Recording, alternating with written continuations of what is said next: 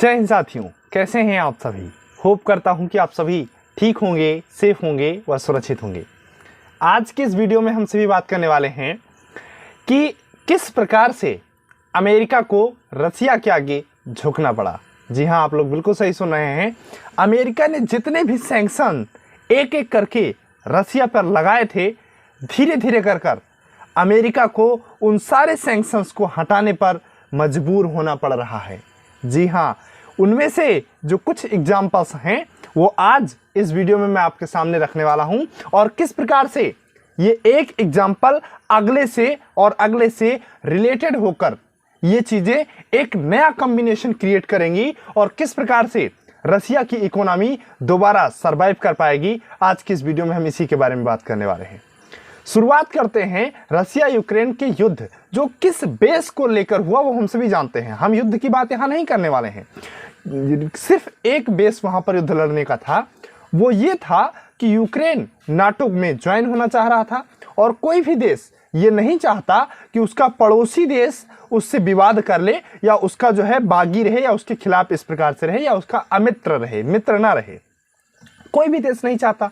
खासकर यूक्रेन जो कि यूएसएसआर का ही पार्ट हुआ करता था, और यूएसएसआर चूंकि एक बड़ा कंपटीटर रहा है द्वितीय विश्व युद्ध के बाद शीत युद्ध के दौरान अमेरिका का, इसलिए वो अमेरिका द्वारा बनाई गई किसी भी नीति का, अमेरिका द्वारा की जा रही किसी भी नीति का फॉलो करने को मतलब राजी नहीं हो रहा है।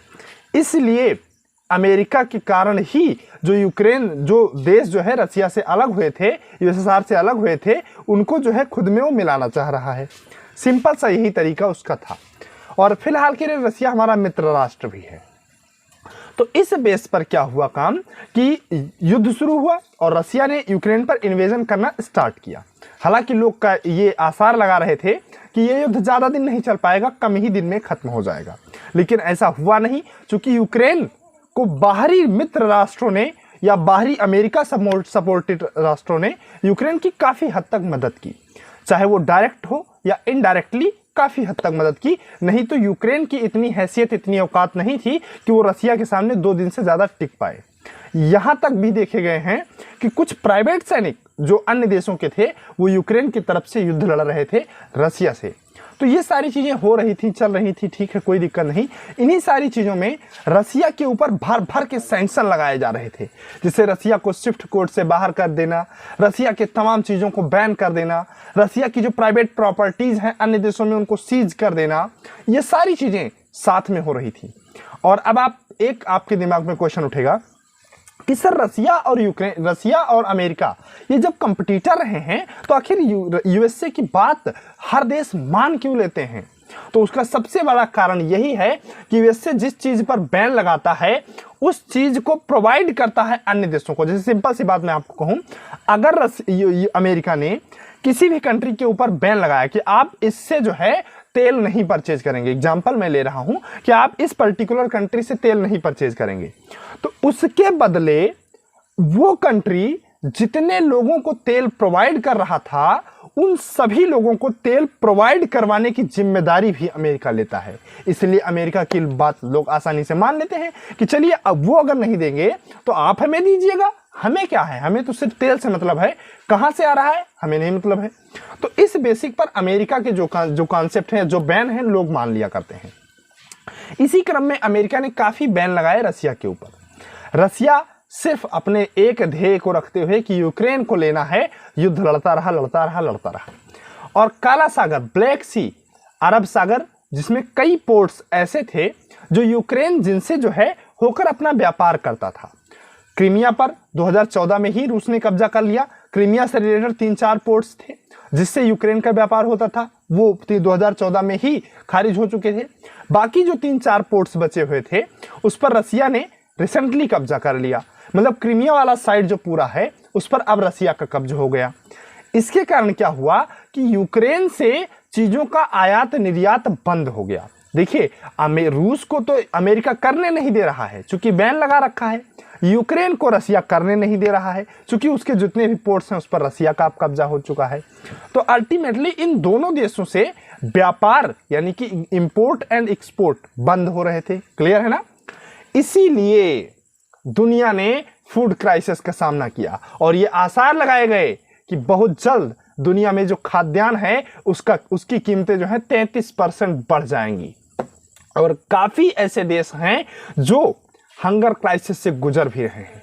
आईएमएफ ने भारत से बेग किया, यानी कि भीख मांगा आईएमएफ के चीफ ने कि ऐसा कीजिए सर, आप जो है गेहूं पर एक्सपोर्ट बैन मत कीजिएगा। देखिए यही होती है मित्रता। चूंकि देखिए सिंपल सी बात आप लोग समझिए कि दुनिया में सबसे ज्यादा जो खाद्यान्न को या गेहूं आप मान लीजिए, गेहूं को जो एक्सपोर्ट करते हैं वो कंट्रीज हैं रसिया, फिर यूएसए, कनाडा और चौथे पांचवें नंबर पर यूक्रेन आता है और सातवें आठवें नंबर पर भारत आता है। ये जो कंट्रीज हैं ये बहुत ज्यादा गेहूं एक्सपोर्ट करते हैं, जिनमें से रसिया कर नहीं पा रहा था क्योंकि अमेरिका बैन लगा रखा है, यूक्रेन को रसिया करने नहीं दे रहा था और भारत ने अपने गेहूं के एक्सपोर्ट पर बैन लगा दिया। कारण क्या है कि रसिया हमारा मित्र है और अगर ये सारी चीजें इकट्ठा बैन होके तो एक ग्लोबल डिमांड जनरेट हुई ताकि हंगर क्राइसिस से, अकाल से निपटा जा सके।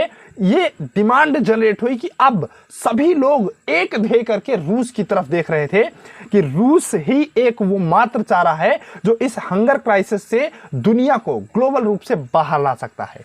सिंपल बात, दुनिया में जब ये डिमांड क्रिएट हुई इसी समय आपदा में अवसर रूस ने ढूंढा और रूस ने क्या कहा कि देखिए हम जो है यूक्रेन को व्यापार करने दे सकते हैं अगर अमेरिका हमारे ऊपर से कुछ बैन वगैरह कम करे तो।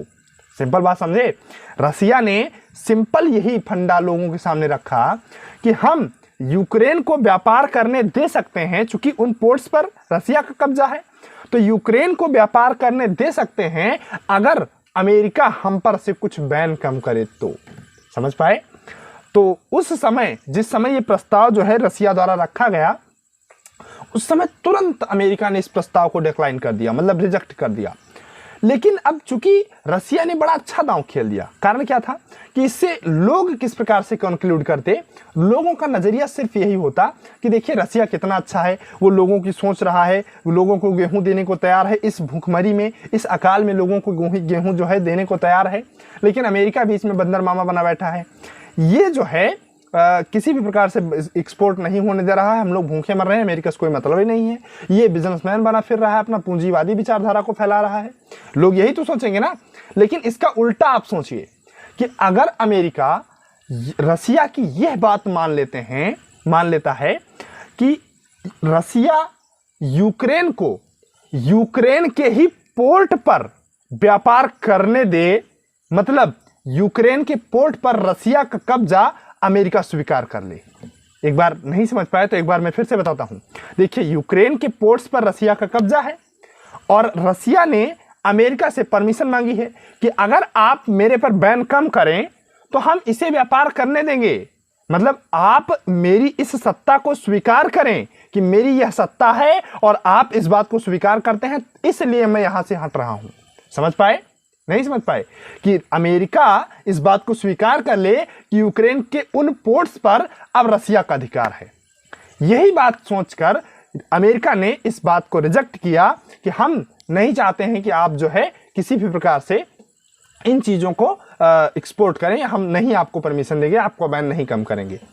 वहीं दूसरी तरफ उस समय की बातें हो गई, हाल ही में क्या हुआ है, कनाडा में जो कि थर्ड लार्जेस्ट गेहूं निर्यातक है, गेहूं का एक्सपोर्टर कंट्री है, वहां पर क्या हुआ है कि वहां पर ये क्या बोलते हैं, आंदोलन शुरू हो गया है। आंदोलन मतलब फुल चक्का जाम, जो रेल हुई, वहां की जो रेल सिस्टम है पूरा, उसमें आंदोलन हो रहा है, प्रोटेस्ट हो रहे हैं। प्रोटेस्ट के कारण वहां के जो गेहूं हैं वो एक्सपोर्ट नहीं हो पा रहे हैं, वहां का गेहूं एक्सपोर्ट नहीं हो पा रहा है। अब कितने कंट्री बैन हुए, भारत, यूक्रेन, रूस और कनाडा। जब इतने कंट्री एक साथ एक्सपोर्ट नहीं कर रहे हैं तो हंगर क्राइसिस तो देखने को मिलेगा ना जी, हंगर क्राइसिस तो देखने को मिलेगा और प्रोडक्ट्स के दाम बढ़ेंगे, ये बिल्कुल फिक्स है। तो जब ये कंडीशन वहां पे हुई, इसलिए अमेरिका मजबूर हो गया, दुनिया की भूख की जिम्मेदारी अमेरिका पर जा रही थी। लोग अमेरिका को ही देख रहे थे कि देखिए सर आप कुछ कीजिए, नहीं तो जो है ये हो जाएगा, वो हो जाएगा। और तो और पाकिस्तान चला भी गया गेहूं खरीदने। पाकिस्तान में भी इस समय हंगर क्राइसिस है, पाकिस्तान चला गया रूस से गेहूं खरीदने। वहीं टर्किया, जिसका हाल ही में शायद 1 जून को कि कुछ जून को तुर्की से नाम टर्किया स्वीकार कर लिया गया है, टर्किया ने भी भारत के गेहूं वापस करके और रसिया और यूक्रेन से ही गेहूं जो है खरीदने के फिराक में लगा हुआ है।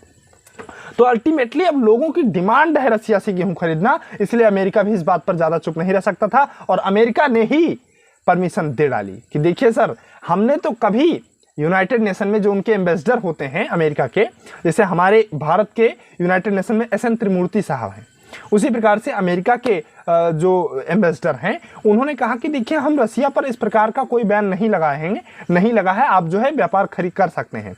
रसिया से अगर कोई फर्टिलाइजर या फूड परचेज करना चाहे तो कर सकता है, हम उस पर कोई बैन नहीं लगाएंगे या रसिया से व्यापार आप लोग कर सकते हैं। समझ पाए? मतलब एक लिखित प्रमाण पत्र अमेरिका द्वारा दे दिया गया है कि अगर कोई व्यक्ति रसिया से व्यापार करना चाहता है तो वो कर सकता है, हमें उस पर कोई भी पाबंदी नहीं है, कोई दिक्कत नहीं है। अब समझिए व्यापार करने के लिए जरूरत क्या क्या होती है सर? तो जरूरत होती है सर कि हम जब किसी को कोई सामान दें, कोई वस्तु दें, तो उससे पेमेंट भी लें, जिससे हमारी इकोनॉमी सर्वाइव कर पाए। तो इसलिए जब अमेरिका ने यह बात स्वीकार की कि देखिए रसिया जो है गेहूं दे, दुनिया को गेहूं दे, और इंटरनेशनल व्यापार करने के लिए सिर्फ एक ही सिस्टम अप्लीकेबल है जिसे स्विफ्ट सिस्टम कहा जाता है। आप लोग भी अगर आपका यूट्यूब के थ्रू पैसा आ रहा होगा या कहीं भी फॉरेन से अगर आपका पैसा आ रहा होगा तो उसके लिए स्विफ्ट कोड की जरूरत पड़ती है। तो स्विफ्ट सिस्टम से रसिया को बाहर कर दिया गया है।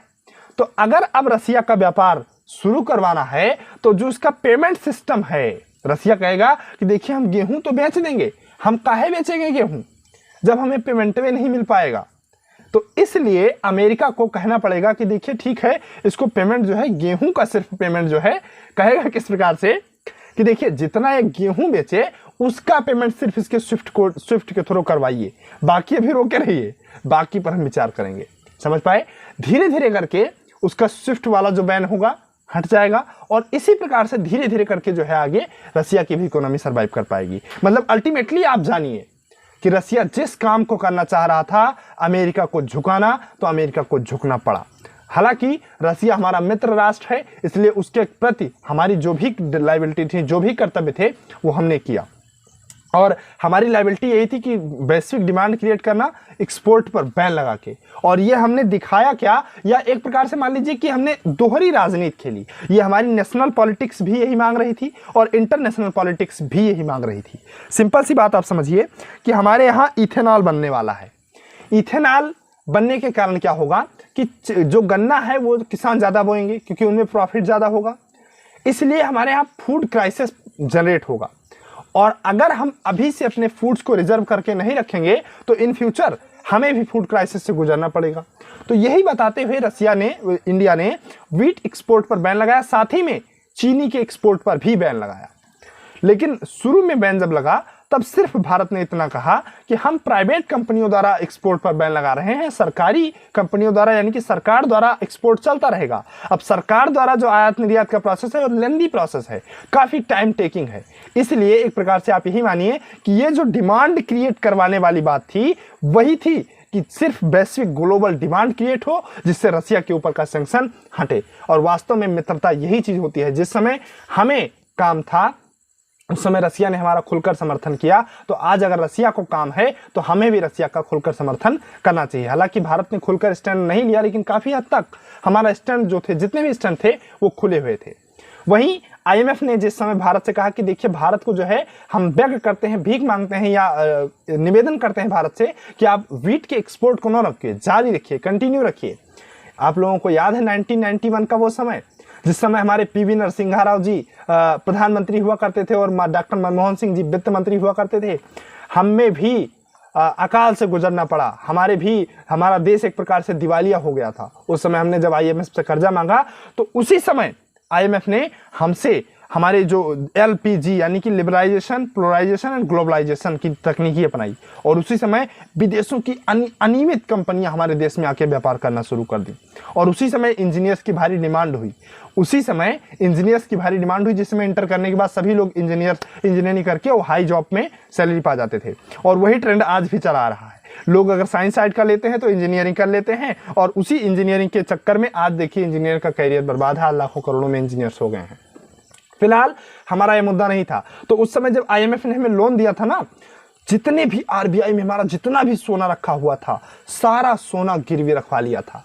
आज हमारे सामने हाथ जोड़ के खड़े हैं। ये हमारी विदेश नीतियों और हमारी नेशनल पॉलिटिक्स का ही परिणाम है, और हमारे नेताओं का ही परिणाम है कि जो ये इस समय भारत की जो ग्लोबल इमेज है वो इतनी अच्छी हुई है। तो आशा करता हूँ ये वीडियो आप सभी को पसंद आई होगी और इन्फॉर्मेटिव भी लगी होगी। मिलते हैं किसी नेक्स्ट वीडियो में ऐसी इंटरेस्टिंग टॉपिक को लेकर। तब तक के लिए आप सभी को जय हिंद।